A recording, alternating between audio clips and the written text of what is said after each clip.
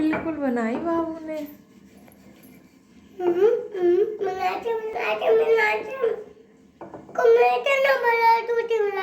और बड़ा कर दो।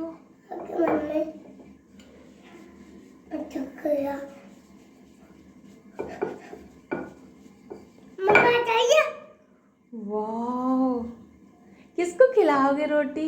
मैं पापा के चाचू के।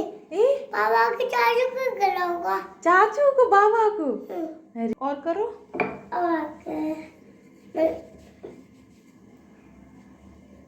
मम्मा चाहिए? देखो मम्मी लगना। वाह, कितनी अच्छी रोटी बनाई बाबू। किस खिलाओगे? पापा के चाचू की खिलाऊंगा। बाबा के चाचू को? अच्छा ठीक है, चाचू को खिलाओगे। अब तुम सही हो गए? हाँ। सही हो गए? हाँ। अरे वाह, चलो अभी सेक देती हूँ। है